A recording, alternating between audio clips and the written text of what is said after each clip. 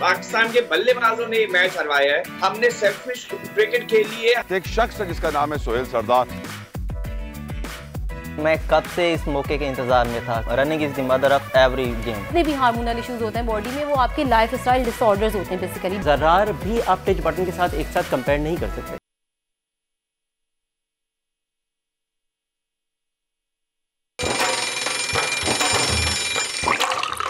आजकल जिंदगी ही सुबह आउट ऑफ कंट्रोल है, दुनिया बोल है, दुनिया बोल है। बिस्मिल्लाहिर्रहमानिर्रहीम, अस्सलाम वालेकुम। A very good morning to all of you are watching us. यकीनन आज मंडे है, हफ्ते का पहला दिन है और आप सबका भी उम्मीद करता हूं कि बड़ा अच्छा दिन गुजरेगा और अच्छा आगाज हुआ है दिन का। आज वर्दा मेरे साथ कराची स्टूडियो में नहीं है, इस वक्त लाहौर स्टूडियो में मौजूद है वर्दा हमारे साथ। अस्सलाम वालेकुम तलहा एंड अस्सलाम वालेकुम टू ऑल ऑफ व्यूवर्स। उम्मीद करते हैं आज सब खैरियत से होंगे। आज हफ्ते का पहला दिन है, मंडे है और आज वर्ल्ड डायबिटीज़ डे भी मनाया जाता है 14 नवंबर वाले दिन। आज मैं लाहौर में हूँ, तलहा कराची में है, क्योंकि तलहा हम कराची में हमेशा बात करते हैं अच्छा मौसम एंजॉय करने की, तो मैंने सोचा क्यों ना मैं लाहौर आ जाऊँ, थोड़ा सा यहाँ का वेदर एंजॉय करूँ। कल रात भर यहाँ पे बारिश हुई है और सुबह इतना ज़बरदस्त मौसम है। यकीनन वर्दा लाहौर है। आप यकीनन मेरा दिल जलाने की कोशिश कर रही हैं बारिश का जिक्र करके। अल्लाह आपसे पूछेगा, मैं अल्लाह पे छोड़ता हूं। मैं जला रही हूँ आपको, मैं जला रही हूँ आपको, मैं कोशिश नहीं कर रही। Everything that goes up must come down. मेरा दिन भी आएगा। कोट ऑफ द डे, आगे बढ़ते हैं वर्दा। कोट ऑफ द डे से अपने प्रोग्राम का आगाज करते हैं और आज प्रोड्यूसर साहब ने बड़ा खूबसूरत एक कॉल रखा है शेख सादी रहमतुल्लाह अलैह का। उनका कॉल है कि दाना यानी अक्लमंद शख्स खामोश मिजाज मगर हुनरमंद होता है, उसके बरक्स बेवकूफ ढोल की तरह बहुत बुलंद आवाज मगर ढोल की तरह ही अंदर से खाली होता है। अंग्रेजी में कहते हैं ना, empty vessels make the most noise. यकीनन हमें सोचना चाहिए कि जब हम इतना ज्यादा शोर करते हैं, जो लोग इतना ज्यादा शोर करते हैं वो एक्चुअली अंदर से खोखले होते हैं, और जो लोग अंदर से अक्लमंद होते हैं वो हुनरमंद होने के साथ साथ काफ़ी सारे अपने अंदर एक ऐसा मिजाज रखते हैं कि वो खामोशी ज़्यादा इख्तियार करते हैं। They speak when they are spoken to. उस वक्त की गुफ्तगू की जाती है जब गुफ्तगू करनी होती है। तो ये था आज का कोट ऑफ द डे। बढ़ते हैं अब टॉप ट्रेंड्स की जानिब। वर्दा, मैच देखा क्या आपने? मैच बिल्कुल देखा, किसने मैच नहीं देखा होगा कल, लेकिन दिल टोटे टोटे हो गया। तलहा इतनी बुरी तरीके से हारने की उम्मीद नहीं थी। लोग अलबत्ता कह रहे हैं कि हमने अच्छा फाइट किया, अच्छा परफॉर्म किया, लेकिन मुझे नहीं लगा कि हमारी बॉलिंग इंग्लैंड से बेहतर थी, लेकिन हम बहुत अच्छा परफॉर्म कर सकते थे। और अगेन वही मिस्टेक्स रिपीट की हैं। बाबर आजम ने पहले बैटिंग की है जब उनको कहा जा रहा था कि वो थोड़ा सा उनको नीचे आना चाहिए, दूसरों को चांस देना चाहिए, वही सेम मिस्टेक्स रिपीट की हैं। तो नतीजा हमारे सामने है कि हम वर्ल्ड कप हार गए। इन द एंड आखिर में हम वो गाना हमें रट गया है कि तुम जीतो या हारो, हमें तुमसे प्यार है, करना तो यही, उसके अलावा छोड़ तो नहीं सकते, टीम तो हमारी अपनी है। चलें अब टॉप ट्रेंड्स की बात करें तो टॉप ट्रेंड्स में क्रिकेट बहुत इस वक्त चल रहा है। हैशटैग शाहीन शाह अफरीदी, इसको मैं डिस्कस करना चाहता हूं, लेकिन इस वक्त हमें बताया जा रहा है कि हम टॉप स्टोरीज पर पहले नजर डालते हैं, फिर टॉप ट्रेंड्स पर जाएंगे। नजर डालते हैं टॉप स्टोरीज पर। गैर मामूली सूरत हाल में मामूली क्रिकेट वर्ल्ड कप का ख्वाब ले डूबी। कौम फिर भी टीम के पीछे खड़ी है, लेकिन बाबर आजम को गलतियों से सीखना होगा। आजादी मार्च जूं जूं इस्लामाबाद के करीब जा रहा है, काफिला बढ़ता जा रहा है। खारियां से आज फिर सफर का आगाज होगा। कप्तान फौरी इंतखाबात को ही इस्तेहकाम का वाहिद रास्ता समझते हैं। फर्नीचर मार्केट में मजदूरी से तुर्किया तक का सफर। मोहम्मद सज्जाद ने इस्तांबुल मैराथन में पूरी दुनिया को पीछे छोड़ दिया। आलमी मंजरनामे पर सबसे लाली परचम लहराने वाले कौमी हीरो आज से आपकी मुलाकात करवाएंगे। और पाकिस्तान में 2 करोड़ अफराद डायबिटीज का शिकार। पाकिस्तानियों को चीनी का इस्तेमाल कम करने की जरूरत है। दुनिया भर में आज डायबिटीज डे मनाया जा रहा है। राइट, टॉप स्टोरीज वर्दा हमने जान ली है। अब टॉप ट्रेंड्स की जानिब बढ़ते हैं और पहले मैं क्रिकेट का टॉप ट्रेंड शामिल करना इसलिए चाहता हूं कि हम क्रिकेट का जिक्र भी कर रहे थे। शाहीन अफरीदी, चलें शाहीन मैं चाह रही थी आफरीदी। क्रिकेट से पहले तलहा बताइए वर्दा। जी शाहीन आफरीदी तलहा, मैं चाह रही थी क्रिकेट से पहले हम टर्की का जो एक ट्रेंड बहुत ज़्यादा कर रहा है उसका जिक्र कर लें कि इस्तांबुल में जो कल ब्लास्ट हुआ है उसकी मजम्मत बहुत ज़रूरी है और हमारा मुल्क इस्तांबुल के उन भाई बहनों के साथ इस वक्त साथ खड़ा हुआ है क्योंकि एक बहुत ही अफसोसनाक वाक़या पेश आया है। टक्सम स्क्वायर में जो ब्लास्ट हुआ है कल, उसमें 6 अफराद जा बहक हुए हैं और 50 से ज़ायद ज़ख्मी हैं और टूरिस्ट स्पॉट था ये बहुत ही फेमस टर्की का जहाँ पे कल ब्लास्ट हुआ है, तो ये बहुत ज़्यादा टॉप ट्रेंड कर रहा है। नॉट जस्ट टूरिस्ट स्पॉट, हमें याद होना चाहिए कि टर्की में जब तहरीक चली थी तो उस वक्त कितना एहतजाज और प्रोटेस्ट तकसीम हुआ था, लेकिन एट द सेम टाइम हमें ये भी याद रखना चाहिए कि तुर्किया से गुज़िश्ता थोड़े वक्त में ही इस्लामिक स्टेट आईएसआईएस के काफ़ी सारे दहशतगर्द पकड़े भी गए हैं। तो बहुत सारे लोगों का ये भी तज्जिया है कि हो सकता है कि ये उनका रद्द अमल हो और वो चाहते हैं कि उनके जो कैदी इस वक्त जेलों में तुर्किया में हैं उनको निकाला जाए किसी तरीके से और हालात ख़राब किए जाएं तुर्किया के, और यकीनन ये इंस्टेबिलिटी क्रिएट करने की कोशिश की जा रही है क्योंकि तुर्किया बहुत तरक्की की राह पर है और दुनिया में अपना मकाम बना रहा है। ये बात शायद दहशतगर्द तंजीमों को पसंद नहीं आ रही क्योंकि यकीनन उनके खिलाफ भी क्रैकडाउन तुर्की कर रहा है, इसीलिए काफ़ी सारे तज्जियाकार ये कहते हैं कि ये धमाका किया गया और यकीनन इसके पीछे कोई दहशतगर्द तंजीम ही है। अब तक जो इत्तलात आ रही हैं, जो एक्सपर्ट्स कह रहे हैं, वो आईएसआईएस ही है जिसने ये धमाका किया है। आगे बढ़ते हैं। अर्थक्वेक भी आया था, जलजला भी आया था पाकिस्तान में रात को लेट औकात में का 8 शिद्दत जलजले का शिद्दत रिकॉर्ड की गई है रेक्टर स्केल के ऊपर। 8 के ऊपर जब जलजला आता है तो बड़ा ख़तरनाक होता है, बहुत खौफनाक होता है। ये भी वायरल ट्रेंड इस वक्त कर रहा है ट्विटर के ऊपर कि जलजले से कौन कौन से शहर मुतासिर हुए हैं। रात गए ये जलजला आया, लोग अपने घरों से बाहर, मैं तैयबा का विर्द करते रहे। सरगोदा और फैसलाबाद पंजाब के शहर चिन्योट में ये जलजला आया था तलहा और 9.9 के उस पर रिकॉर्ड किया गया है। ये पंजाब के शहर चिन्योट में, सरगोदा में और फैसलाबाद में रात गए जलजले के झटके महसूस किए गए, लेकिन अल्हम्दुलिल्लाह अब तक कोई डैमेजेस की खबर नहीं आई है, कोई नुकसान नहीं हुआ है, कोई जानी नुकसान नहीं हुआ। अल्हम्दुलिल्लाह, अल्लाह का शुक्र है। अल्लाह ताला हमारे मुल्क को अपने हिफ्ज़ अमान में रखे, तमाम लोगों को अपने अमान में रखे। और आगे बढ़ते हैं, अब जिक्र करते हैं क्रिकेट की तरह जहाँ कल से लोग बड़े अफसरदा हैं और आप शाहीन शाह अफरीदी का बता रहे थे, वो भी काफ़ी टॉप ट्रेंड पे हैं क्योंकि वो इंजर्ड हुए हैं। देखें वर्दा, कोई अगर इंजर होता है तो उसके पीछे भी जवाब होना चाहिए। जिस तरीके का कैच आफरीदी ने पकड़ा और ये उनको हुई, it does not make sense to me. देखें, अगर कोई फास्ट बॉलर को डाइव मारते हुए कैच पकड़ता है और उसके घुटने पे बड़ी रगड़ आती है, बड़ी चोट आती है, तो बात समझ में भी आती। जिस तरीके से शाहीन आफरीदी ने कैच पकड़ा, काश के प्रोड्यूसर साहब ने वो कैच निकाला हुआ होता तो मैं दिखाता कि वो उसको अपने पैरों पे नीचे की तरफ बैठ रहे थे, जमीन की तरफ जा रहे थे और उन्होंने हल्का सा ही जोर डाला है अपने घुटने के ऊपर और वो इस तरह इंजर हो गए वर्ल्ड कप फाइनल में। इससे वाज़ेह हो जाता है कि हमारे खिलाड़ियों की फिटनेस ऐसे है कि अल्लाह ही इन पे रहम फरमाए। हम लोग अभी तक अपने फिटनेस के बेसिक मसाइल हल नहीं कर सके। मैं जूलियन फाउंटेन, एक हमारे फील्डिंग कोच थे एक ज़माने में पाकिस्तानी टीम के, उनसे मैंने पूछा था कि हमारी फील्डिंग का मसला क्या है, तो वो कहते हैं कि हमारे खिलाड़ी डाइव मारने से डरते हैं क्योंकि बचपन से इन्होंने ना फुटबॉल खेली है ना दूसरे स्पोर्ट्स खेले हैं जिसमें थोड़ा सा एक्शन होता है, जिसकी वजह से ये डाइव मारने से डरते हैं। हम डाइव का डर तो निकल गया है, लेकिन साला इंजरियां ऐसे हो जाती हैं, लगता है खाने को सही नहीं मिल रहा, पीने को सही नहीं मिल रहा। हम स्क्रीन पे देख सकते हैं इस वक्त वो कैच प्रोड्यूसर साहब ने चला दिया है तलहा, लेकिन शाहीन शाह अफरीदी, हमें ये बात ध्यान में रखनी चाहिए कि वो पहले से इंजर्ड थे। तो नहीं खिलाते, उन्होंने वनडे नहीं खिलाते क्योंकि उनकी इंजरी थी, तो अब उनको खिलाया। और बाकी हमारे अभी टीम में इस वक्त वर्ल्ड कप में उन प्लेयर्स को खिलाया शायद जिनको खिलाना नहीं चाहिए, हमारे साथ इस वक्त खिलाना चाहिए था उनको नहीं खिलाया। ऑस्ट्रेलिया से हमें ज्वाइन कर रहे हैं एजाज बाकरी साहब, यकीनन पूरे वर्ल्ड कप के दौरान वो रिपोर्ट भी करते रहे और साथ साथ हमारे साथ एक एक्सपर्ट भी होंगे। If you confirm me the name please again. Sohaib Alvi साहब हमारे साथ मौजूद हैं। अलवी साहब, thank you so very much for giving us your precious time, we are so grateful. Baqri साहब से पहले अपडेट लेना चाहूंगा, अलवी साहब नाराज ना होइएगा प्लीज। बाकरी साहब बताइए, वहां पर सुना है फैंस अभी भी पूरी उम्मीद है, बड़े खुश हैं कि ठीक है हार गए तो क्या, लेकिन मैं भी एज अ फैन यही कहूंगा कि हम सेमीफाइनल तक पहुंच गए, वो बहुत बड़ी बात है भाई, ये भी बड़ी अचीवमेंट थी। 30 साल बाद देखिए तला भाई, पाकिस्तान इस टूर्नामेंट के अंदर वर्ल्ड कप के फाइनल में आया और पाकिस्तान फाइनल आके खेला। पाकिस्तान को सबसे पहले तो नीदरलैंड का शुक्रिया अदा करना चाहिए क्योंकि हम लोग टूर्नामेंट से आउट हो चुके थे। नीदरलैंड ने साउथ अफ्रीका को हराया तो हम लोगों ने सेमीफाइनल खेला और न्यूजीलैंड को हराया और बाद में इंग्लैंड से हारे हैं।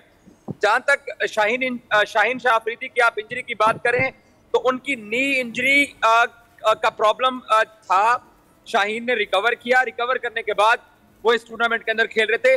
सो वो फ्रेश रिहेबिलिटेशन मुकम्मल करवा के खेल रहे थे, तो उनकी इंजरी हो गई। और अगर शाहीन उस वक्त ग्राउंड से बाहर ना जाते तो शायद उस वक्त, क्योंकि 19 गेंदों पर 41 रन से, तो पाकिस्तान उस वक्त फाइट हो सकती थी। लेकिन ये बदकिस्मती है।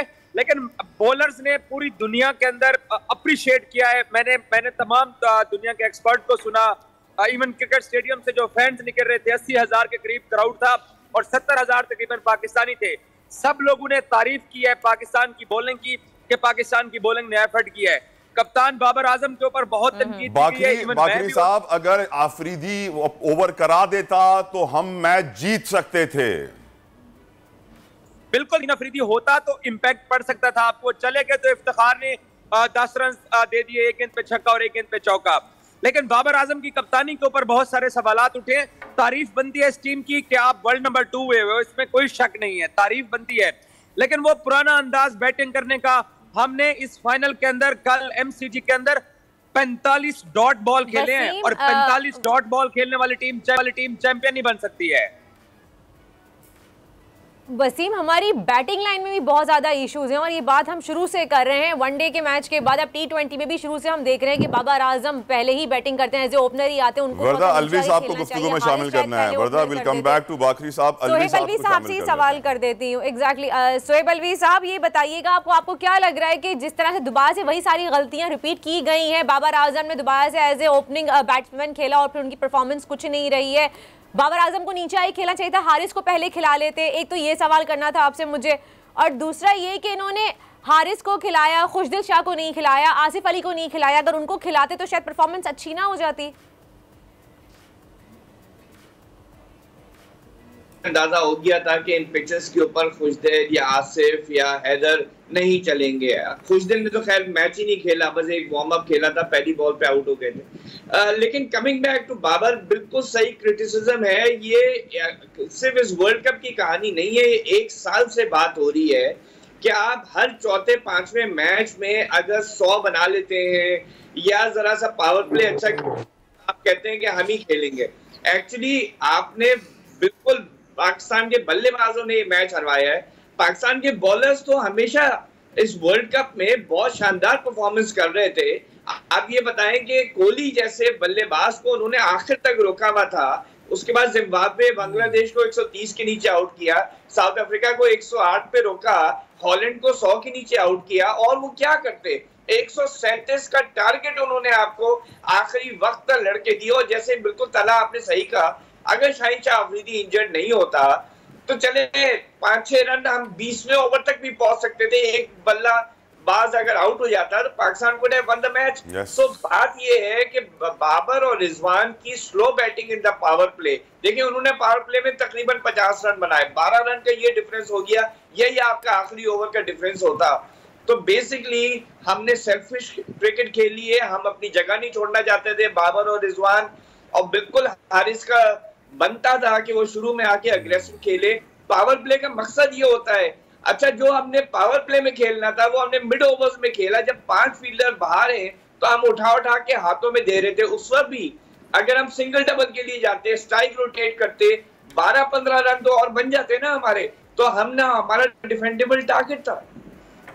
अफसोस दर अफसोस यकीनन। बाकरी साहब ये बताएं, मेरी नजर में हारिस रऊफ ने बड़ी कमाल बॉलिंग की, मेरा दिल जीत लिया हारिस रऊफ की परफॉर्मेंस ने, उनकी फील्डिंग ने, उनकी बॉलिंग ने। आपकी नजर में कौन था हीरो कल के मैच का? अब मुझसे सवाल पूछा है। जी बाकरी साहब। देखिए हारिस रऊफ ने बहुत शानदार बॉलिंग किया, क्योंकि वो मेलबर्न स्टार्स की तरफ से यहाँ BBL खेलते हैं, तो हारिस को भी बड़ा एक्सपीरियंस था यहाँ पर गेंद करने का। और क्या फील्डिंग भी की है बाकरी, फील्डिंग भी बड़ी अच्छी की हारिस ने। देखिए मैं आपको बताऊं, सबसे ज्यादा जो ट्रेंड हो रही है ना, सबसे ज्यादा जो तारीफ हो रही है, वो नसीम शाह की बॉलिंग हो रही है। गो के नसीम को स्कोर पड़ा, लेकिन नसीम ने मेरे ख्याल से 13 या 15 गेंदें ऐसी थी जो कि बैट्समैन को समझ नहीं है, वो रिजवान के पास चली गई हैं। तो जो 2015 के वर्ल्ड कप में वहाब रियाज ने शेन वॉटसन को जो स्पेल किया था, अब लोग डिस्कस कर रहे हैं कि बेन स्टोक्स को उसी तरह का जो है वो नसीम शाह ने बॉलिंग किया, तो उसकी बड़ी तारीफ हो रही है नसीम शाह की भी। राइट अलवी साहब, लेकिन एक बात तो बताइए, नसीम शाह, हारिस रऊफ वो भी एक फास्ट बॉलर है, उसने एक ऐसी खतरनाक बाउंड्री पे डाइव मारी और कंफर्म चौका उसने रोका खतरनाक डाइव मारते हैं, वो तो इंजर नहीं हुआ। शाहीन आफरीदी बिल्कुल प्यार से जमीन पे बैठे हैं बॉल को पकड़ते हुए और एकदम से घुटना चला गया।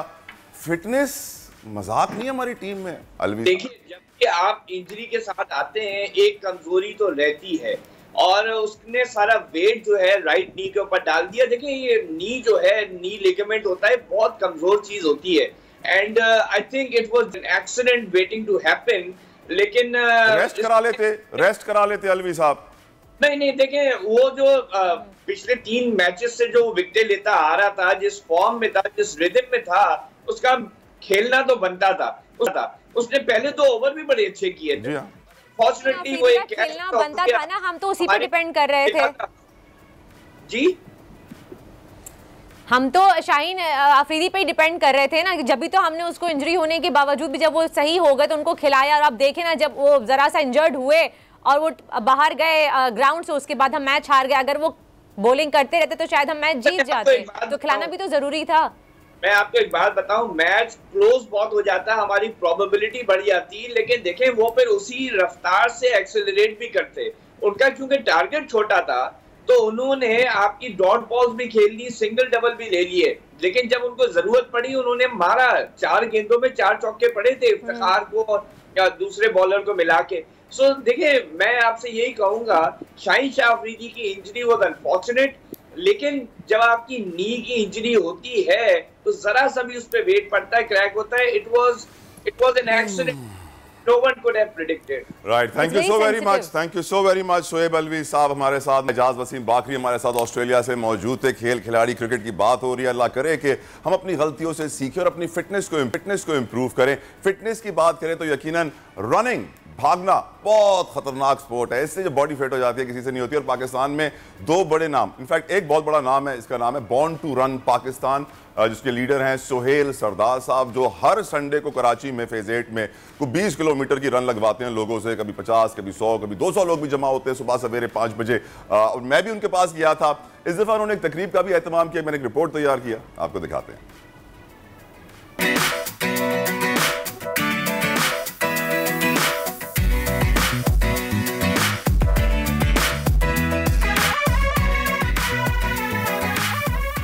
मुझे इस बात की बड़ी खुशी है कि पाकिस्तान में खेलों का रुझान बहुत स्पीड से बढ़ रहा है। मुझे साइकिलिंग का बड़ा शौक है और वीकेंड से मैं कोशिश करता हूं कि सुबह सवेरे साइकिलिंग के लिए निकलूं।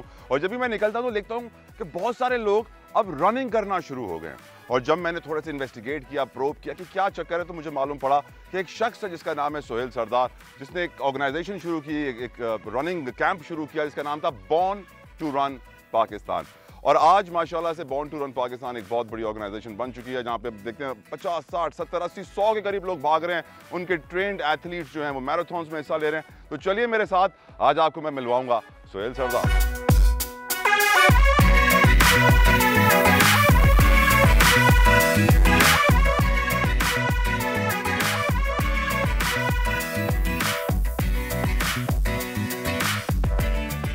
पाकिस्तान जो है वो हर संडे को यहाँ पे रन करता है, और हमारा जो मकसद है लोगों को हेल्थ के अंदर लाना है।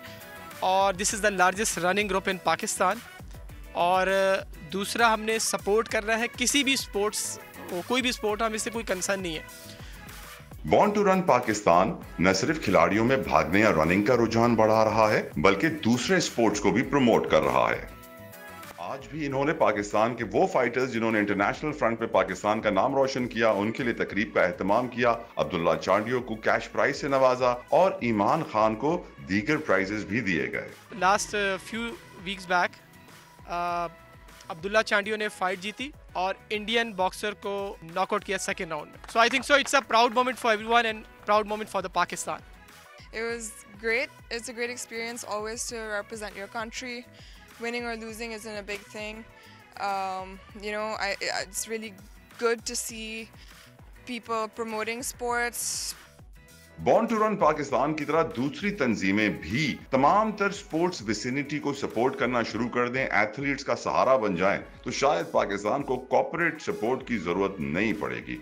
इसीलिए बॉर्न टू रन पाकिस्तान के इस इकदाम को जितना सराहा जाए कम है। यकीनन जितना सराहा जाए कम है। 400-500 करोड़ हम पाकिस्तानी नेशन क्रिकेट को हर साल देते हैं। अगर दूसरे खेलों को भी सपोर्ट करें तो यकीनन बहुत फायदा हो जाए। सरदार साहब को सलाम पेश करता हूं जिस तरीके से वो दूसरे एथलीट्स को, दूसरे स्पोर्ट्स के एथलीट को सपोर्ट कर रहे हैं, फंड कर रहे हैं। इस दफा भी उन्होंने फंड भी किया अब्दुल्ला की नेक्स्ट फाइट के लिए, विच इज वेरी ग्रेट। और जितना इनकी तारीफ की जाए कम है वर्दा। बिल्कुल। और मुझे तो ये देखना था कि आपने स्टार्ट की रनिंग या नहीं की अभी तक? नहीं, मैं साइकिलिंग का शौकीन हूँ यार। रनिंग मुझे थोड़ी बोरिंग लगती है क्योंकि रनिंग में ना आप बहुत स्लो स्पीड पे चल रहे होते हैं, साइकिल पे 30-40 किलोमीटर पहुंच जाते हैं तो मजा आता है और हवा भी अच्छी है। लेकिन तलहा रनिंग बहुत जरूरी है। जैसे कि हम आज जानते हैं कि वर्ल्ड डायबिटीज डे मनाया जा रहा है, तो डायबिटीज को कंट्रोल करने के लिए, उसकी प्रिवेंशन के लिए वॉक और रनिंग बहुत जरूरी है। अगर आप रनिंग करते हैं कंटिन्यू तो आपकी बॉडी जो है वो सही रहती है और डायबिटीज को आप कंट्रोल कर सकते हैं या उससे प्रिवेंट कर सकते हैं। एक ब्रेक का वक्त हो गया है तला, ब्रेक लेते हैं इसी के साथ ही। ब्रेक के बाद मिलते हैं। देखते रहिए दुनिया बोल है। आजकल जिंदगी ही सुबह आउट ऑफ कंट्रोल है, दुनिया बोल है, दुनिया बोल है। वेलकम बैक टू दुनिया बोल है। थोड़ा सा जिक्र पहले पॉलिटिक्स का यहाँ कर लेते हैं। पाकिस्तानी सियासत इस वक्त 3 धड़ों में बढ़ चुकी है। अहम फैसले इस्लामाबाद में होते थे लेकिन मरकज इन दिनों लंदन बन चुका है। वजीर आजम शहबाज शरीफ की वापसी में ताखीर भी हुई है और तीसरी तरफ लाहौर का ज़मान पाक भी बड़ा इंपॉर्टेंस इस वक्त रखता है। वहाँ पर बड़ी इंपॉर्टेंट मीटिंग हो रही है। इमरान खान साहब वहाँ पर बैठे हुए हैं और यकीनन मुशावरत का सिलसिला जारी है, मशवरे लिए जा रहे हैं। खुर्रम मलिक ज़मान पाक में मौजूद हैं, उनसे अपडेट लेते हैं। लॉन्ग मार्च कहाँ पहुँचा है, किस स्पीड से आगे बढ़ रहा है, कौन सी रुकावटें हैं, कौन से मुज़ाकरात और मुशावरत हो रही है। खुर्रम। हाँ जी बिल्कुल तला भाई, इस वक्त मैं ज़मान पाक के बाहर मौजूद हूँ। इमरान खान साहब की रिहाइशगाह है लाहौर में। जिस तरह गुज़िश्ता रोज़ हमने देखा कि कारकुनान की बड़ी तादाद जो है उन्होंने लाला मूसा में जो है वो पड़ाव किया और वहाँ पर इमरान खान के ख़ताब सुना। उसके बाद जो है आज क्योंकि 5वां रोज़ है, दूसरे मरहले का आगाज़ हो चुका है और 5वें रोज़ का आगाज़ होने जा रहा है। और आज मंडी बाउद्दीन से एक काफ़िले का जो है लॉन्ग मार्च का आगाज़ होगा, जबकि दूसरा काफ़िला जो असद उमर की क़यादत में है वो चक जुमरा ज़िला फैसलाबाद से जो है वो शुरू होगा। दोनों अपनी मंजिल की जानिब जो है वो गामजन है, रवां दवा हैं। गुज़िश्ता रोज़ भी कारकुनान बड़ी तादाद में जो है लॉन्ग मार्च में शरीक थे और आज भी यही इम्कान ज़ाहिर किया जा रहा है कि कारकुनान जो है वो पहुँचना शुरू हो चुके हैं। इस्तकबालिये कैंप लगाए जाते हैं वहाँ पर क्योंकि 2 काफ़िले जो है मुख्तलिफ मकामात से जो है वो निकले हुए हैं अपनी मंजिल की जानिब और इन्होंने दोनों काफ़िलों ने जो है रावलपिंडी में जो है वो पहुंचना है और वहाँ पर फिर इमरान खान पाकिस्तान तहरीक इंसाफ के चेयरमैन वहाँ पहुंचेंगे। लेकिन खुर्रम यहाँ तो इस वक्त बारिश हो रही है पंजाब में, आपको क्या लग रहा है? कुछ खुर्रम आपको आवाज़ आ रही है? यहाँ पंजाब साइड पे लाहौर में तो इस वक्त बारिश हो रही है, रात भर से बारिश हुई है, मौसम भी ठंडा हो गया है। तो आपको लग रहा है कि अभी भी लॉन्ग मार्च में कुछ इस तरह की तैयारी की गई है, शुरका अभी भी उस तरह से शामिल हो रहे हैं? क्योंकि लग नहीं रहा था कि खान साहब के बाद इतनी तादाद में लोग दोबारा निकलेंगे अपने घरों से बाहर। तो अभी बारिश की वजह से आपको लग रहा है थोड़ा कुछ रुकेगा, कुछ थमेगा या स्केड्यूल में कुछ चेंजेस आएंगी? जी बिल्कुल वर्दा, बारिश तो अभी भी यहाँ पर हो रही है लाहौर में और दीगर जो पंजाब के दीगर शहर हैं वहाँ पर मुसलसल बारिश का सिलसिला जो है वो जारी है। और रात से ही हमने देखा कि बारिश हो रही थी, लेकिन कारकुनान जो हैं इस बारिश में भी जो है इमरान खान क्योंकि खिताब करते हैं वीडियो। खुर्रम वो वहाँ पर पानी खड़ा नहीं होता, वहाँ पर सड़कें टूटती नहीं है ना, वो पंजाब है। हमारे यहाँ पानी बहुत खड़ा होता है, सड़कें भी टूट जाती है तो लोग निकलते नहीं है ना, इसलिए हम सिंध वाले बेचारे हैं ना। नहीं, मैं पूछना चाह रही थी कि स्केड्यूल में कुछ चेंजेस आ रही हैं, नजर सुनने में आई हैं कुछ? नहीं, अभी तक तो कोई भी इम्कान जो है वो जाहिर नहीं किया जा रहा कि शेड्यूल जो है वो चेंज किया जाएगा और शेड्यूल के मुताबिक ही तमाम तर जो इंतज़ामात हैं वो देखे जा रहे हैं। और आज भी कारकुनान जो हैं बड़ी तादाद में वहाँ पर जमा होना शुरू हो चुके हैं क्योंकि आज मंडी बाउद्दीन का मकाम है एक और दूसरा जो है चक जुमरा का मकाम है। अभी कुछ देर कबल हमारी वहाँ पर कुछ ज़राए हैं, उनसे बात हो रही थी, उनका यही कहना था कि कारकुनान बारिश हो या गर्मी हो तो कारकुनान क्योंकि इमरान खान के जियाले हैं और इमरान खान के कारकुनान हैं तो इमरान खान की कॉल पर जो है ये लब्बैक कहते हैं और फौरी तौर पर वहाँ पर बेशक इस बात में कोई डाउट नहीं है कि कप्तान की ललकार पे उनके कारकुनान लब्बैक कहते हैं और बड़ी तादाद में निकलते हैं। वो यकीनन होता यही है कि बारिश का मौसम जैसे ही होता है तो हम सिंध वाले लोग समझते हैं कि मुश्किलात पैदा हो जाएंगी। पंजाब मौसम अच्छा हो गया चलो बाहर निकलते हैं, क्योंकि ना पानी खड़ा होता है ना रोड टूटते हैं तो उनके लिए एंजॉय करना बारिश को आसान हो जाता है। और मेरे ख्याल से तो पॉलिटिकल मूवमेंट्स में भी एक नई जान आ जाती है। अच्छा, कुछ हम बात करेंगे अब खिलाड़ियों की। मेरे साथ एक बड़े प्यारे एथलीट इस वक्त स्टूडियो में मौजूद हैं। आज प्रोग्राम में हमने बॉर्न टू रन पाकिस्तान के बानी सोहेल सरदार का भी जिक्र किया, तो आज एक और शख्स है जो पाकिस्तान में रनिंग को बहुत प्रमोट कर रहा है। उनका नाम है अदनान गांधी, उनका क्लब है सीव्यू रनर्स। उनके साथ ही एक शख्स भागते हैं जिनका नाम है मोहम्मद सज्जाद, जो इस वक्त मेरे साथ स्टूडियो में मौजूद हैं। सज्जाद, वेलकम टू दुनिया बोल है। सज्जाद का मैं आपको कमाल बताऊं कि सज्जाद वो हैं जिन्होंने टर्की मैराथन में भी हिस्सा लिया, जहां 29,000 एथलीट्स हिस्सा ले रहे थे और बड़ी अच्छी परफॉर्मेंस की है। और इस वक्त मोहम्मद सज्जाद हमारे साथ स्टूडियो में मौजूद हैं। सज्जाद, वेलकम टू दुनिया बोल है। क्यों भागने का शौक हुआ, किससे भाग रहे थे? मुझे शौक हुआ रनिंग का, क्योंकि रनिंग से काफ़ी कुछ चेंज हो सकता है। आप मुआशरे में तब्दीली ला सकते हैं, आप अपनी ज़िंदगी में, आप अपने ख़ानदान की ज़िंदगी में तब्दीली ला सकते हैं। रियली ये आपने बहुत बड़ी स्टेटमेंट दी है, थोड़ा एक्सप्लेन करेंगे। खानदान अपनी तब्दीली तो मैं समझ गया, खानदान में तब्दीली आ सकती है, इतना इम्पैक्ट होता है रनिंग का? जी बिल्कुल होता है, क्योंकि आप ना सिर्फ ख़ानदान बल्कि आप अपना मुआशरा और आप अपने मुल्क का नाम भी लेकर जाते हैं। पता है, इस तरह से तब्दीली आती है कि आप जब रनिंग करते हैं, आप ऊपर लेवल पर जाते हैं, आपको काफ़ी मज़ा आता है और आपका नाम होता है, आपके मुल्क का नाम होता है। मज़ीद ये कि आपके ख़ानदान में तब्दीली इस वजह से आती है कि आप उनका लाइफस्टाइल चेंज कर सकते हैं, आप अपना लाइफस्टाइल चेंज कर सकते हैं। Running has a positive impact. Furniture market में आप काम करते थे जी, वहाँ से पाकिस्तान को रिप्रेजेंट किया आपने तुर्किया में जी। ये सफ़र कैसा था कि लाइफ की मुश्किलात भी आपने देखी और फिर पाकिस्तान का परचम भी लहराया? अल्हम्दुलिल्लाह बहुत अच्छा रहा, ये बहुत मज़ा आया, बहुत खुशी हुई, क्योंकि ऐसा मौका कभी कभार मिलता है और मैं कब से इस मौके के इंतज़ार में था, कब से मेहनत कर रहा था, तो मेहनत ज़ाया नहीं जाती। कितनी मेहनत की और कौन बना आपका सहारा? वैसे हकीकतन मेहनत तो जितनी की जाए कम है, मेहनत हर वक्त करते रहना चाहिए। मगर मैं सन 2016 की शुरुआत से मैं इस चीज़ में लगा हुआ हूँ, रनिंग में आया हूँ। क्या डाइट मेंटेन करते हैं अपनी? डाइट खाने में रोटी सालन और ज़्यादातर फ्रूट्स का इस्तेमाल करता हूँ, दूध हो गया, ये चीज़ें हैं। कितने किलोमीटर आप भागे तुर्किया में? तुर्किया में 42.195 किलोमीटर भाग। अब ये 42 किलोमीटर भागना ख़वातीन और हज़रात को, बच्चों का खेल तो होता नहीं है। यकीनन आपको बड़ा स्टैमिना चाहिए, बड़ा सब्र चाहिए और एक मेंटल स्टेटस, आपकी मेंटल हेल्थ इतनी होनी चाहिए कि आप इतना भाग सकें। जी बिल्कुल। अब आपने अपने कोचेस से क्या सीखा? क्योंकि मुझे मालूम पड़ा कि आप सीव्यू रनर्स के साथ भाग रहे हैं, तो यकीनन अदनान गांधी का नाम बड़ा मशहूर है पाकिस्तान में, वही बड़े मैराथन से पाकिस्तान को रिप्रेजेंट करते रहते हैं। क्या सीखा आपने अपने कोचेस से? रिसेंटली अदनान गांधी अभी लंदन मैराथन करके हैं और बहुत आला की, तो हमारे वो ग्रुप के क्योंकि एज अ चीफ हैं, तो हमें उनसे बहुत कुछ सीखने को मिलता है कि आपने मेंटल स्ट्रेंथ, स्टेमिना, आपने किस तरह रेस प्रिपरेशन करनी है, डाइट किस तरह मेंटेन करनी है, तो ऐसी चीज़ों में वो हमें बहुत गाइड करते हैं और हमें बहुत हेल्पफुल होता है। रनिंग, सारे खेलों में और रनिंग में क्या फ़र्क है सज्जाद? फ़र्क ये है कि आपको हर कोई यही कहेगा कि running is the mother of every game. हर खेल की माँ है। जी बिल्कुल, आपने रनिंग लाजमी करनी है। आप किसी भी गेम में हो, आप रनिंग लाजमी तौर पर करेंगे उससे पहले। अच्छा, रनिंग के फ़वाइद बहुत ज़्यादा हैं सज्जाद। मैं आज चूँकि वर्ल्ड डायबिटीज़ डे भी है, हम अपने प्रोग्राम में आगे चल के न्यूट्रिशनिस्ट को भी शामिल करेंगे, लेकिन मेरी नज़र में डायबिटीज़ का बेहतरीन इलाज है कि आप या वॉक शुरू कर दें या रनिंग शुरू कर दें। Would you agree? जी बिल्कुल। आपके सामने कोई ऐसे केस, मेरे सामने एक ऐसा केस आया था कि 50 साल का शख्स था जिसको शुगर हो गई थी, डायबिटीज डायग्नोस हुआ था, और फिर 2 सालों में उसने ट्रेनिंग करके उसको कंट्रोल कर लिया। काफ़ी मर्द हजरात को देखा है मॉर्निंग में बगैर जूतों के वॉक करते हुए सुबह सुबह कच्ची सड़क पर, तो ये वाकई उसके लिए लाजमी।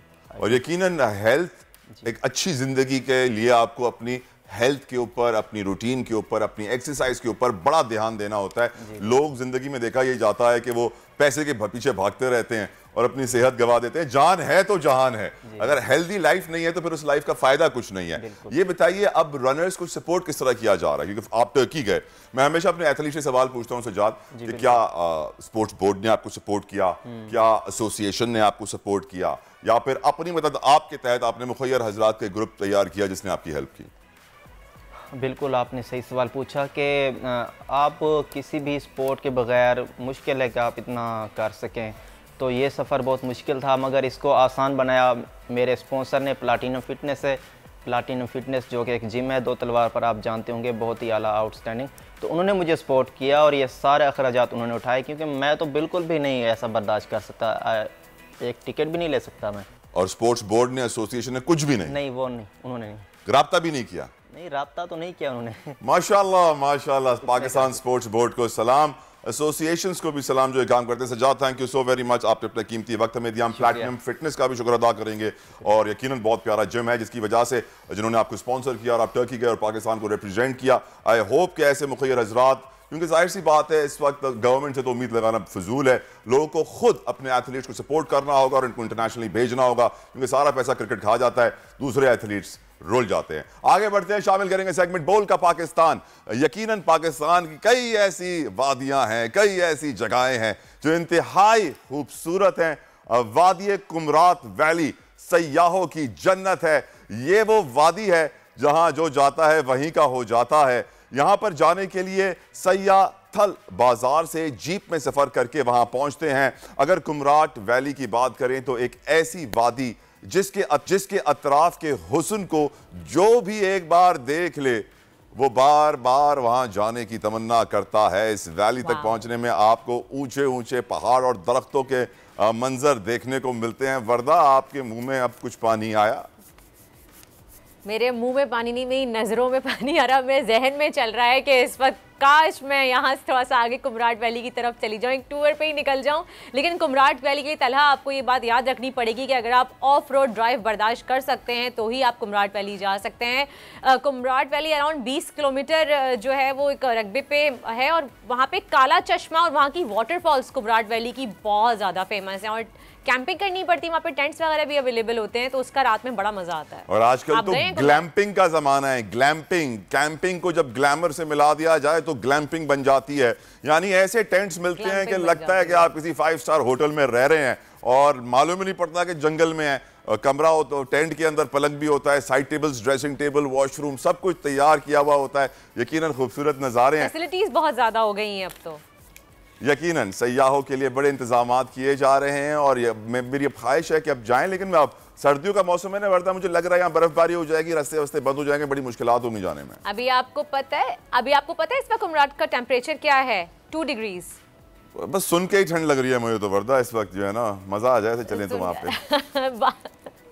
लेकिन ये सबसे बेस्ट टूरिस्ट स्पॉट है तलहा इस वक्त, और बहुत ज्यादा टूरिज्म यहाँ पे प्रमोट हुआ है कुमराट वैली में। यकीनन पाकिस्तान, स्विट्जरलैंड या यूरोप के ना जो दरिया का फ्लो जा रहा है उसको देख के बस हमारा मुल्क किसी से कम नहीं है तलहा। हमारे मुल्क में ही जन्नत है। ये स्विट्जरलैंड वगैरह से अगर हम अपने ही मुल्क में इस तरह के टूरिस्ट स्पॉट ढूंढें तो हमारा मुल्क जन्नत से कम नहीं है। अगर आप यकीनन वर्दा, प्रोग्राम में ब्रेक का वक्त हुआ चाहता है, जारी रहेगी। वर्ल्ड डायबिटीज डे पर डिस्कशन भी करेंगे न्यूट्रिशनिस्ट से, लेकिन एक ब्रेक के बाद हमारे साथ रहिए।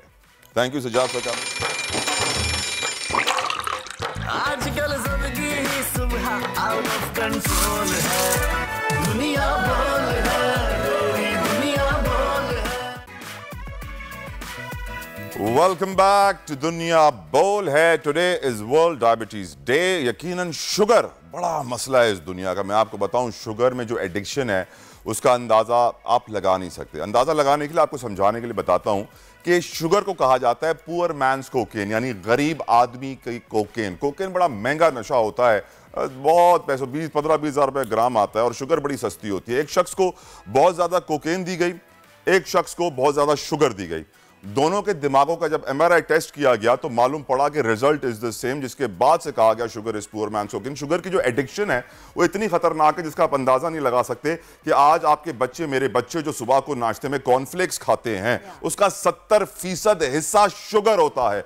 हर चीज के अंदर शुगर डाल दी गई है। यही वजह है कि आज दुनिया में हम तीसरी बड़ी कौम है जिसके अंदर डायबिटीज का मसला है। दुनिया में 33 मिलियन 3 करोड़ 30 लाख लोग आज शुगर से परेशान है, डायबिटीज से परेशान है। इंसुलिन खा खा के पागल हो गए हैं, लेकिन कोई फायदा नहीं होता है और चलती रहती है। वजह मेरी नजर में यह है कि वो दवाइयों के ऊपर ज्यादा रुझान अपना दे रहे होते हैं, लेकिन एक्सरसाइज की तरफ नहीं जाते हैं। अगर एक्सरसाइज की तरफ जाएं तो शुगर का बखूबी मुकाबला किया जा सकता है। मेरे साथ मौजूद है nutritionist Wajiha Ejaz. Thank you so very much Wajiha for coming on our show.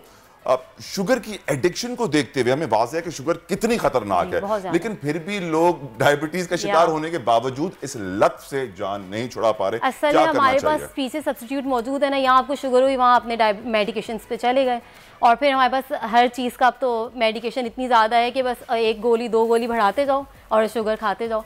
ये जो प्रॉब्लम्स होती है ना, डायबिटीज़ हो गई है, जितने भी हार्मोनल इश्यूज़ होते हैं बॉडी में, वो आपके लाइफस्टाइल डिसऑर्डर्स होते हैं, बेसिकली डाइटरी डिसऑर्डर्स। जब हम अपनी लाइफ को बदलेंगे, लाइफस्टाइल में बेहतर चेंजेस लेकर आएंगे, पॉजिटिव चेंजेस लेकर आएंगे, हम अपनी डाइटरी चेंजिंग्स लेकर आएंगे, जो कि अभी आपने बात की कि इतना ज़्यादा हर चीज़ शुगर, 90% 80% जो हम ये सुबह के नाश्ते ले रहे हैं सारे शुगर हैं, और एम्प्टी स्टमक पे आप जो कैलोरी ले रहे हैं वो एम्प्टी कैलोरीज ले रहे हैं। आप जो है बस वो लिए जा रहे हैं कैलोरीज और वो एम्प्टी, उसमें कोई न्यूट्रिएंट्स नहीं है। तो आप सोचें बॉडी के अंदर जाके जब वो डाइजेस्ट होती है वजिया तो किस तरह एक इंसान को अपनी शुगर इनटेक मॉनिटर करनी चाहिए कि यार मैंने आज के दिन के लिए काफी शुगर ले ली? इसके लिए सबसे बेस्ट ये है माइंडफुल ईटिंग, मेरे ख्याल में mindful eating. Yes, mindful eating, क्योंकि जो कुछ भी आप सुबह से रात तक खा रहे हैं आपको पता होना चाहिए कि आप क्या खा रहे हैं। और वो किस तरह से होगा, हम लोग का क्या है, जब हम लोग सुबह का नाश्ता कर रहे होते हैं तो हम लोग न्यूज़ चैनल लगा लेते हैं और जस्ट वो देखते जा रहे हैं। हम यानी आप कह रही हो सैड न्यूज़ चल रही होती है और वो शुगर खाए जा रहे होते हैं, यार अपना मूड ठीक करो, या हमें पता ही नहीं, हमने जो है सुबह वही कॉर्नफ्लेक्स व्हाटएवर जो भी है आपने वो लेके पॉरेज वो उसका नाश्ता किया और आपको नहीं पता, बस आपने 1 बॉल 2 बॉल खाया और आप निकल गए। फिर उसके बाद दोपहर में आप वाइट आटे की रोटी इस्तेमाल करें, जो कि अब बहुत ज़्यादा है। वाइट को बिल्कुल आपको जैसे समझ लें पॉइजन समझ के अपनी ज़िंदगी से हटाना है if you are suffering from this disease. तो जो है पहली चीज़ ये होगी, जब हम माइंडफुल ईटिंग करेंगे ना तो हम अपने हर सेंसेस के साथ उस खाने को खाएं और फिर आप देखें आपको कितना अच्छा रिजल्ट मिलता है। हमारे जितने भी सेंसेस है ना, आइज़, नोज़, व्हाटएवर, देख के उसे महसूस करके उसको एंजॉय करें अपने फूड को। और जब हमें पता होगा, सारा हमारा फोकस होगा, हम अवेयर होंगे कि हम क्या खा रहे हैं, तभी हम चेंजिंग क्लास। देखिए ना, लोगों को वजिया सॉफ्ट ड्रिंक्स की कितनी आदत हो गई है। हर ड्रिंक के अंदर कोई 6 चमचे चीनी के होते हैं और कैफीन होती है, क्या कुछ होता है, और हमें उसकी एडिक्शन होती जाती है और हम रियलाइज नहीं करते हैं कि यार हम अब कहते हैं ना, वो नेचुरली कहते हैं खाने के साथ यार ड्रिंक भी मंगा लो। तो उस ड्रिंक के अंदर जो आपके साथ जा रहा है ना, उससे ड्रिंक के अच्छा कोई डिटर्जेंट नहीं है। शुगर आपने एक साथ ले ली, कितने ज़्यादा अमाउंट में आपने इकट्ठा ले ली, और फिर वो पेनक्रियास हमारी जो अंदर एक बॉडी में वो काम करे इंसुलिन प्रोड्यूस करना, वो बेचारा अजीब हो जाता होगा, उसे एक साथ इतना वर्क करना पड़ता होगा। वजिया, मुझे मालूम है कि आपने अपनी लाइफ में जो है ना डाइटिंग के जरिए बड़े गोल्स अचीव किए, वेट का बड़ा शुरा। डाइट प्लान आप किसी शुगर पेशेंट को क्या देंगी? मैं उनसे कहूँगी सब कुछ खाइए, नेचुरल खाइए, यानी कि जो कुछ हमें कुदरत से मिलता है।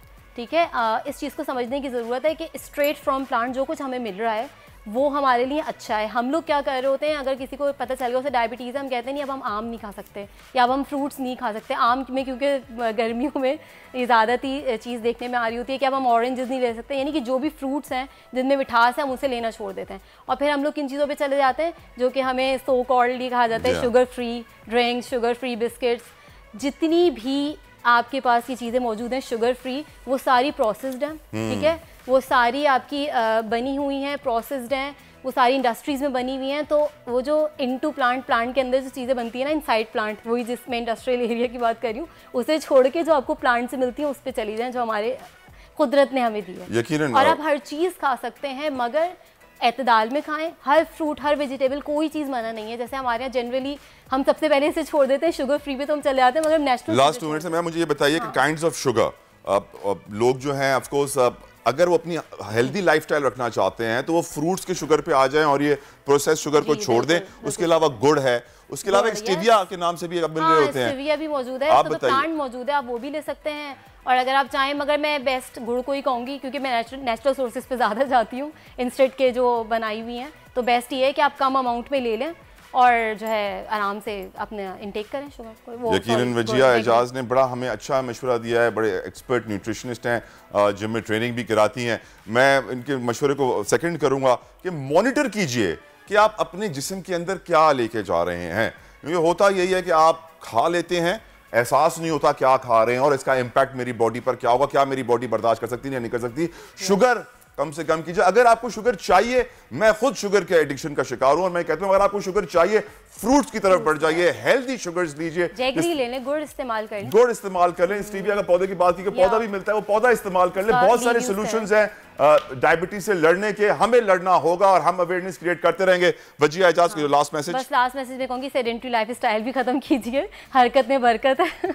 लाइफस्टाइल इंप्रूव करना बहुत जरूरी है। जितना आप इंप्रूव करेंगे उतनी आपकी चीजें, और आप इसे रिवर्स कर सकते हैं। यस, हमारी बॉडी में इतनी एबिलिटी है, इतनी इंटेलिजेंस है, ये मत समझिए कि डायबिटीज हो गई तो खत्म हो गई, लाइफ टाइम मेडिकेशन पे रहना, ऐसा कुछ भी नहीं है, आप उसे रिवर्स कर सकते हैं। Thank you so very much Wajiha Ejaz. वक्त की कमी थी, नहीं तो आपके साथ मजीद गुफ्तगू करते। ब्रेक लेते हैं, ब्रेक के बाद मेरे साथ होंगी दो बड़ी काबिल म्यूजिशियंस, आपको सुनाएंगे कुछ गाने। इस ब्रेक के बाद हमारे साथ रहिए। आजकल जिंदगी ही सुबह आउट ऑफ कंट्रोल है, दुनिया बोल है, तेरी दुनिया बोल है।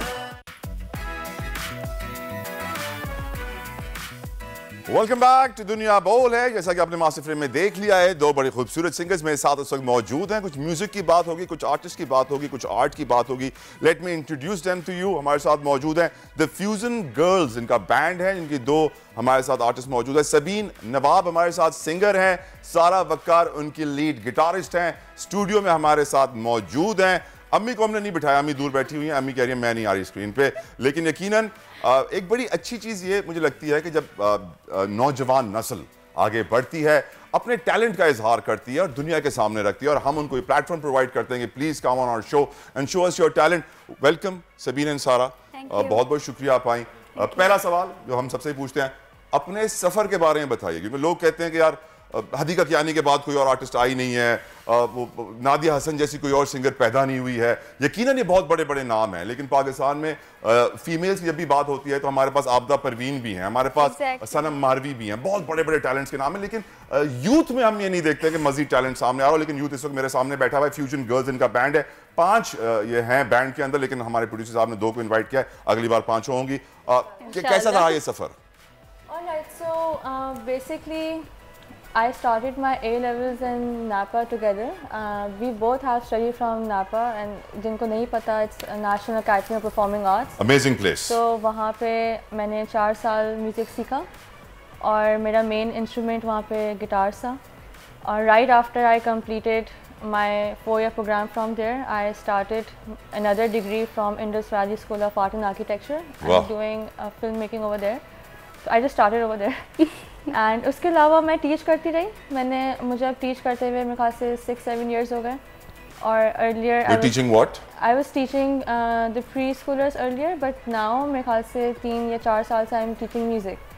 Teaching music as well? वाह। So in a college and in a school as a visiting faculty. घर वालों ने बोला नहीं कहाँ बेटा तुम गवैया बनना चाह रही हो? नो एमबीए करो, कॉर्पोरेट नौकरी। They are very supportive. और जब आप किसी भी प्रोफेशन, किसी भी स्किल को प्रोफेशनली करते हैं, जैसे मैंने म्यूज़िक को प्रोफेशनली सीखा, तो आई गेस उसकी डायनामिक्स टोटली चेंज हो जाती हैं, उसका स्टेटस बिल्कुल चेंज हो जाता है। So this will stay for life? ऐसा तो नहीं आप कहीं आपका दिल टूट जाए, बोले नहीं यार बस मैंने आज से जो है ना गिटार बजाना छोड़ दिया? नहीं, it will stay forever because अभी मैं एक और डिग्री भी कर रही हूँ, लेकिन मुझे like music is the spark for me. माशाल्लाह। सबीन नवाब, आप तो नवाबों के खानदान से थी, आप यहाँ कहाँ आ गई? नहीं, बेसिकली मैं नवाबों के खानदान से नहीं हूँ, मेरे पापा का नाम नवाब है। माशाल्लाह, आपको अल्लाह नवाब बनाए। जी। आप अपने जर्नी के बारे में बताइए सबीन। मेरा ये सीन था, मैंने अपनी एजुकेशन कंप्लीट नहीं की थी, लेकिन मैंने नापा ज्वाइन कर लिया था क्योंकि मुझे बचपन से बहुत शौक था। वही मुलाकात हुई? जी। ओके। हम एक साथ ही थे, ये मेरी जूनियर थी, मैं सीनियर थी। तो मामा ने इस चीज़ में बहुत सपोर्ट किया कि भाई है शौक़, चलो एडमिशन लो, सीखो, म्यूज़िक पढ़ो। और वाकई म्यूज़िक पढ़ने के बाद अंदाज़ा हुआ है कि म्यूज़िक है, मतलब एग्जैक्टली। और आसान नहीं है, लोग समझते हैं आसान है, बहुत ज़्यादा आसान नहीं है ये। कितने सालों तक आप सारे 2 साल तक तो हमने यही किया। 2 साल सारे गामा पे गुजारे? तो सारे गामा से तो बड़ी अच्छी दोस्ती होगी आपकी। एग्जैक्टली ऐसे। तो एक बार सारे गामा तो सुनाए मुझे, पहले गाना बाद में सुनेंगे, पहले सारे गामा। हमारे गाने बीच में आएगा। यार देखिए, हम देखें बहुत सारे लोग जो है ना वो देख के कह रहे होंगे यार ये छोटी छोटी बच्चियां हैं, ये इनका बैंड इनको क्या मालूम। एक सैंपल तो दे दें, एक टेस्टर तो दे दें, ताकि जो है फील आ जाए कि कौन कितने पानी में है। सारे गामा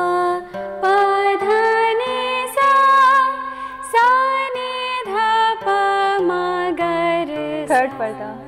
सा सा रे गा मा गा मा पा मा पा धा पा धा नी धा नी सा सा नी धा नी धा पा मा गा मा ग रे सा।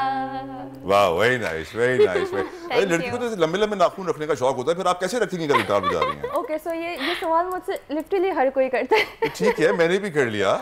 और आपने नाखूनों का ख्वाब छोड़ दिया, आप नहीं बढ़ाने? मैंने ख्वाब अभी भी जारी रखा हुआ। तो बेसिकली लेफ्ट हैंड के नेल्स जो होते हैं वो बिल्कुल छोटे रखने पड़ते हैं ताकि आप फ्रेटबोर्ड पकड़ सकें। राइट हैंड के बड़े रखती हूँ बिकॉज ये एक वो है, स्टाइल है, फिंगर स्टाइल कहते हैं इसको। तो मुझे इसके लिए आई नीड नेल्स। तो क्या मैं कह सकता हूँ कि आप लोग मुस्तकबिल की बेंजामिन सिस्टर्स हैं? कह सकते हैं, कह सकते हैं। हमारे पास और भी सिस्टर्स हैं, हमारी और भी सिस्टर्स हैं। एग्जैक्टली, हमारी बैंड में we have proper my 5 girls, Cynthia, we have Samreen, we have Lisa. हां, उनका नाम तो ले लें एटलीस्ट। उनको प्रोड्यूसर साहब ने तो इग्नोर कर दिया, आप तो ना करें। Samreen and Lisa. ये आई थिंक नेक्स्ट टाइम आप सबको आना है हमारे साथ। इंशाल्लाह हमारे साथ। ये बताइए कि कितने लोगों ने डिमोटिवेट किया कि नहीं यार ये लड़कियां हैं कि नहीं कर पाएंगी, छोड़ो ना, क्या हो गया बच्चा, तुम्हें तो शादी करे घर जाके खाना पकाना है, कहाँ तुम गिटार उठा रही हो? कितने लोगों ने डिमोटिवेट किया? लोग तो उनका तो काम ही होता है, उनका काम ही ये है ना। और I don't think it mattered. जब आपकी फैमिली सपोर्ट करती ना तो दुनिया कुछ भी दुनिया को छोड़ दो। अम्मी अब्बू ने कैसे सपोर्ट किया आपको? मुझे इस तरह से क्या कि मेरी फैमिली हमेशा से बहुत प्रो म्यूज़िक रही है। लाइक मैंने बचपन से ही बहुत अच्छा म्यूज़िक सुना है घर में। और अगर मैं आज म्यूज़िक में, दैट इज़ बिकॉज हमारा जो पाकिस्तानी म्यूज़िक जो था, जो पूरा एक एरा आया था तक, जो एरा था ना वो, और मैं बहुत छोटी थी, मेरे बड़े बहन भाई like they used to listen to it. और आज मैं वो गाने कवर कर रही होती ना, मुझे इतना अच्छा फील होता है कि कहाँ मैं वो सुन रही थी, कहाँ मैं वो गा रही हूँ या बजा रही हूँ। तो एक तो बहुत प्रो म्यूज़िक है। कौन सा म्यूज़िक पसंद है आपको सारा? मुझे मैं अगर वो वाला तो पसंद नहीं है जिसमें रॉक बोला सर यूं मारना पड़ता है। नहीं, दैट टू। अच्छा, full rock and pop and. अभी तो वो गिटार नहीं है मेरे पास, metal lead guitar. Not really a big fan of metal but हाँ yes rock. But I like semi classical as well. हमारी ट्रेनिंग भी कुछ वैसी हुई है, लेकिन I like fusion. There is a reason that our band's name is fusion, so that we can like fuse pop and rock. या और ज़माना भी ऐसा ही अपडेट हो रहा है। सबीन, आपकी लाइफ में जो है कितने लोगों ने आपको डिमोटिवेट किया? छोड़ो ना सबीन, क्या कर रही हो, नवाब बनो। काफ़ी लोगों ने किया मुझे डिमोटिवेट, लेकिन मेरी फैमिली का ऐसा सपोर्ट था कि मतलब सबको मैंने इग्नोर किया। छोड़ो यार, लोगों का काम है बोलना, बोलने दो। अम्मी अब्बू जब सपोर्ट करते हैं ना, मतलब मामा साथ हैं, भाई साथ हैं, पापा साथ हैं, बहनें साथ हैं, फिर और किसी की जरूरत क्या है? और आपकी सक्सेस में नापा का रोल कितना है? National academy of performing arts से मैंने भी ट्रेनिंग लिया ज़िया मुहिउद्दीन साहब से, और मैं समझता हूँ मेरी जिंदगी के बड़े कमाल दिन थे। Art teacher. अच्छा, एक थोड़ी सी बात है, जब आप बात कर रहे थे ना तो मुझे पता नहीं क्यों लगा, मैंने कहा कि ये इनकी डिक्शन सही हुई है। मुझे एहसास Without a doubt, it's the diction and class वो देते हैं जो वहाँ पे हमें बहुत फोकस करना पड़ा सर्जिया की वजह से। हम लोग को अच्छा, हमने ज़ेर साहब के साथ परफॉर्म भी बहुत ज़्यादा किया। हमने प्रेसिडेंट हाउस में परफॉर्म किया है, फेस का फेस्टिवल था लाहौर में, वहाँ परफॉर्म किया है। तो वहाँ तो वो करेक्शन करते थे जब वोकलिस्ट की स्पेशली होती थी, लेकिन मैंने उनसे अलग से for a year diction classes भी लिए हैं।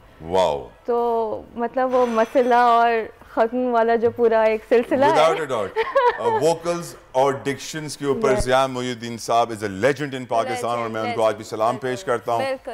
और अब वक्त हुआ है टाइम चेक का। आजकल जिंदगी ही सुबह आउट ऑफ कंट्रोल है, दुनिया बोल है, दुनिया बोल है। राइट, वी आर बैक, और हम बात कर रहे थे national academy of performing arts की, जिनके सरबराह ज़िया मुहिउद्दीन साहब हैं। उनकी लीडरशिप में लोग बहुत परफॉर्म करते हैं, and I tell you this कि उनसे ज़्यादा कैरिस्मेटिक पर्सनैलिटी पाकिस्तान में नहीं बसती, उनसे बड़ा टैलेंटेड बंदा को पाकिस्तान में नहीं है, शेक्सपियर से लेकर गालिब तक। बिल्कुल बिल्कुल उंगलियों पे रखा हुआ है उनके। नापा के ऊपर आप क्या कहेंगे? Okay, so I was saying, you asked कि कितना बड़ा रोल है। मैंने गिटार बजाना स्टार्ट ही वहीं से किया, लाइक मैंने गिटार पकड़ा ही वहीं पर। ऐसा नहीं कि दोस्तों के साथ बैठी हुई थी और आपने बजाना शुरू किया? मैं बिल्कुल फ्रॉम स्क्रैच वहाँ पे बजाना। So आपने 100% क्रेडिट अपनी म्यूजिक करियर को नापा को दिया है। So will you? जो बैंड मेंबर्स मिसिंग है उनको थोड़ा सा इंट्रोड्यूस करवाइए कि व्हाट डू दे प्ले, वो लीड पर हैं, ड्रम्स पर हैं, कौन है दूसरे तीन लोग? Alright, so basically we have Samreen Saber, she is a violinist. Violin भी है बैंड में? We have different है। Cynthia Rose on the keys. Cynthia Rose on the keys. And we have Lisa Lewis on the bassist. वाह। So ये हम 5 लड़कियों का band है, The Fusion Girls। मैं इसमें लीड गिटार और अभी हमने ये बिल्कुल न्यू स्टार्ट किया है, मतलब अभी हमें ज़्यादा टाइम भी नहीं हुआ है। So I'm grateful to Napa. I'm grateful to your parents. I'm grateful to all the people who've taught you. I think माशाल्लाह से ऐसा टैलेंट है पाकिस्तान में, इसकी जितनी कदर की जाए कम है, और इनको सपोर्ट करना है, प्लेटफॉर्म देना है। हमारा प्लेटफॉर्म हमेशा इनके लिए अवेलेबल है। Please do come again. It was great having you on the show. It was an honour. आजकल जिंदगी ही सुबह आउट ऑफ कंट्रोल है, दुनिया बोल है, दुनिया बोल है। वेलकम बैक टू दुनिया बोल है। ब्रेक से पहले हम बात कर रहे थे म्यूजिक इंडस्ट्री की, अब बात होगी मूवी इंडस्ट्री की। पाकिस्तान में मौला जट ने आगे बड़े रिकॉर्ड्स कायम किए हैं, लोग बड़े हिल गए हैं कि भाई वाह क्या फिल्म है। मुझसे पूछेंगे तो मैं बोलूँगा शायद इस फिल्म की कामयाबी की वजह दुनिया में पंजाबी कल्चर की कामयाबी है। शायद पाकिस्तानी कल्चर इतना सक्सेसफुल नहीं है, इतना फेमस नहीं है, इतना Punjabi culture all over the world मशहूर है। लेकिन पाकिस्तान में कुछ नई मूवीज भी आने वाली हैं, टिच बटन भी आ रही है, ज़रार भी आ रही है।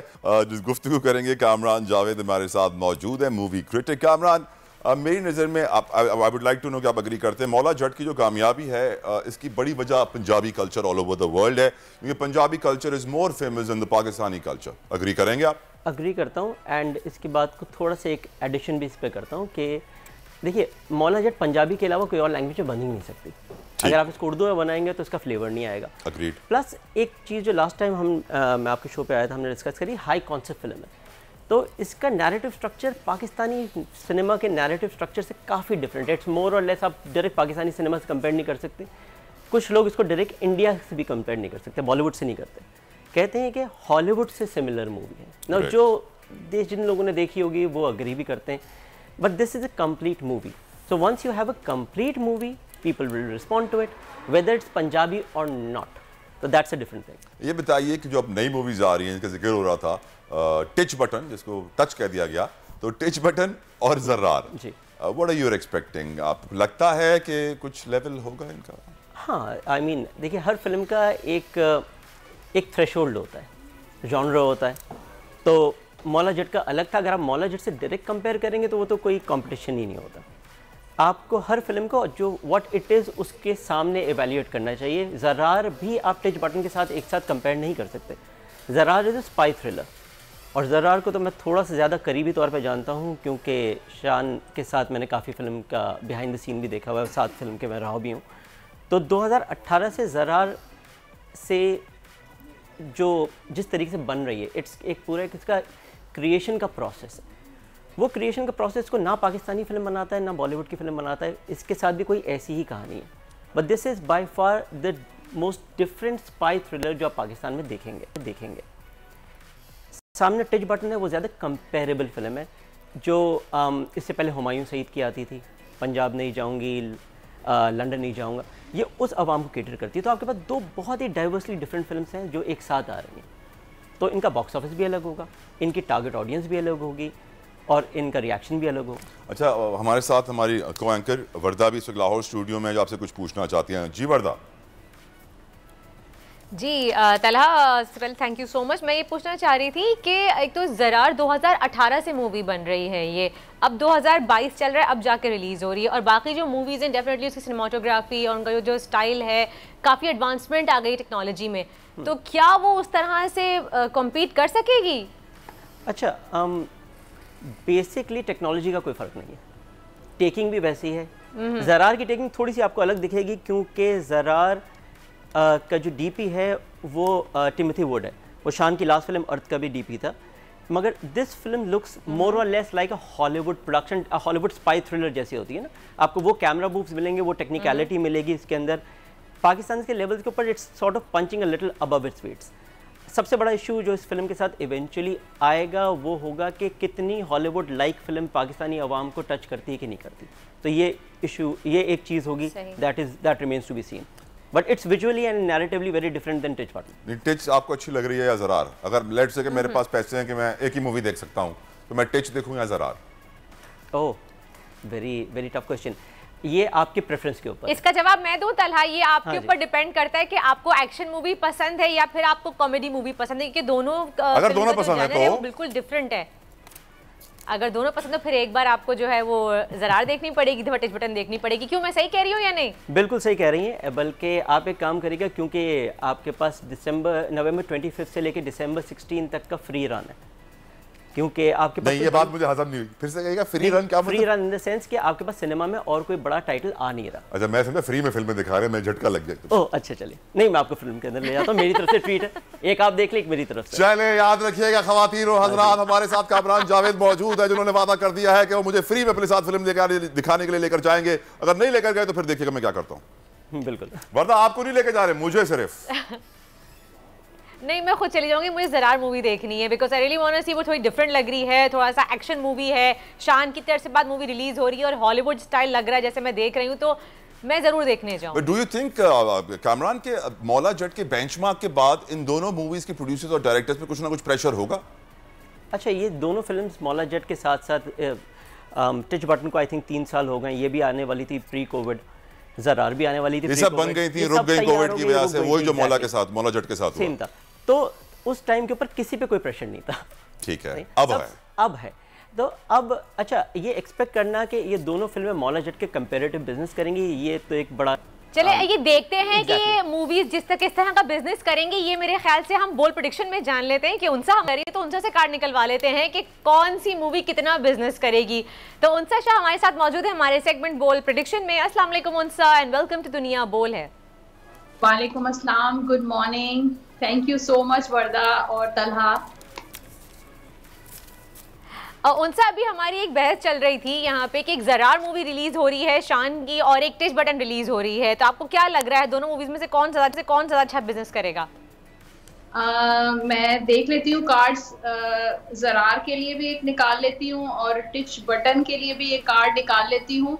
हालांकि ज़रार जो है वो मेरे बेटे का नाम भी ज़रार है और इसी के नाम पे जो है ना मूवी बन रही है।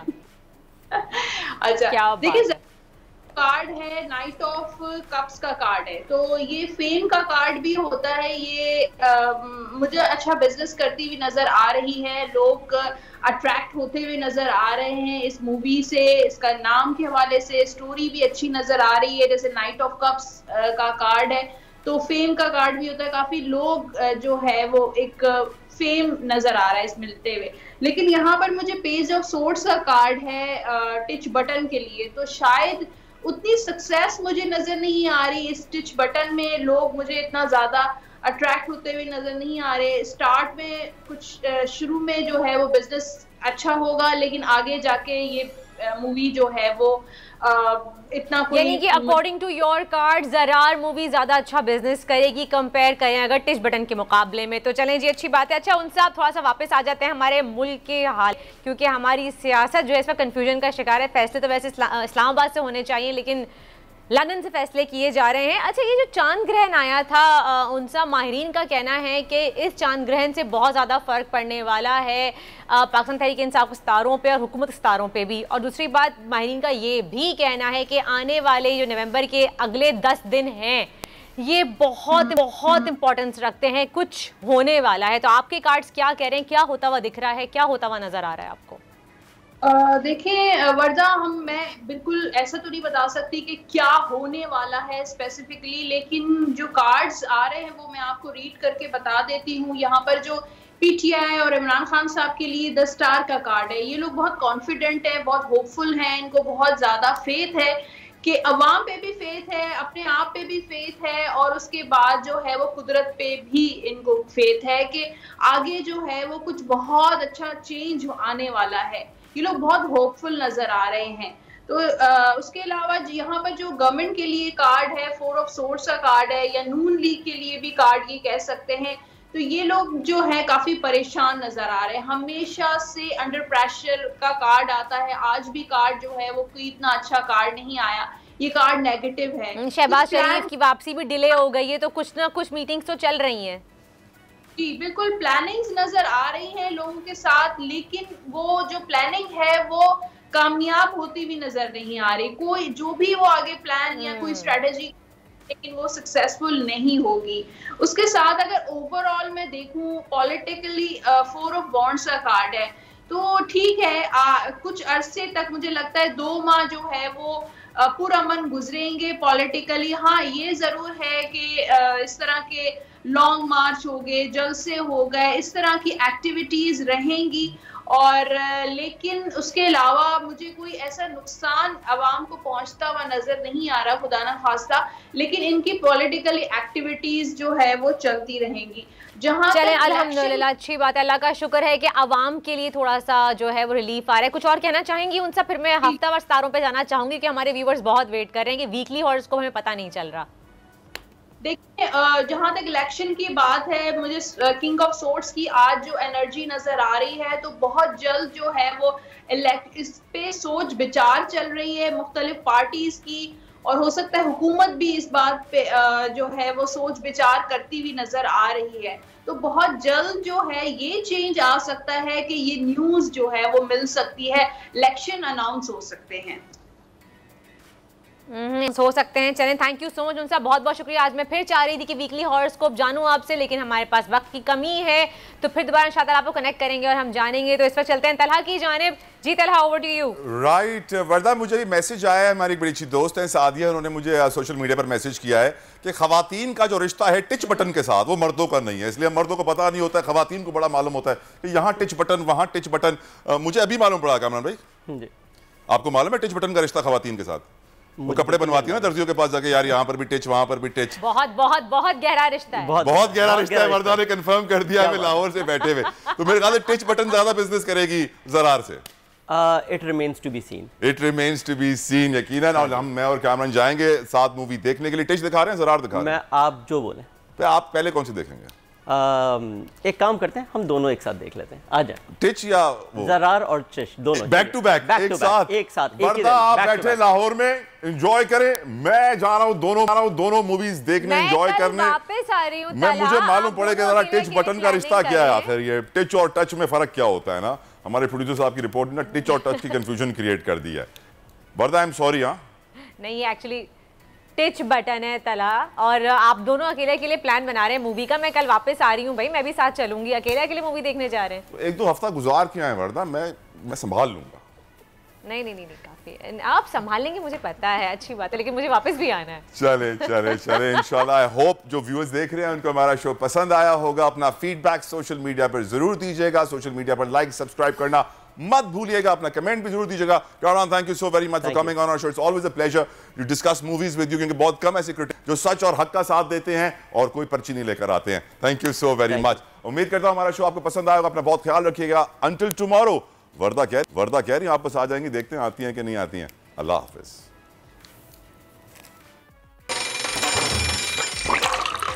आजकल जिंदगी ही सुबह आउट ऑफ कंट्रोल है, दुनिया बोल है, दुनिया बोल है। कप्तान का हकीकी आजादी मार्च, बोल न्यूज की खुसूसी कवरेज। ये एक फैमिली मार्च है। हकीकी आजादी मार्च जो है जीटी रोड पर रवां दवा है। बोलने की हक और सच की बात। इमरान खान के कंटेनर के करीब फायरिंग का वाकया पेश आया, फायरिंग से जख्मी, अस्पताल मुंतकिल। कातिलाना हमले से किया पर्दा चाक। बोल हमेशा बना आवाम की आवाज। बोल को वेलकम देता हूं। आजादी मार्च के लिए बहुत अच्छी कवरेज की है। ये मार्च की तो जबरदस्त कवरेज। सब्सक्राइब करें और बेल दबाएं ताकि कोई खबर रह न जाए।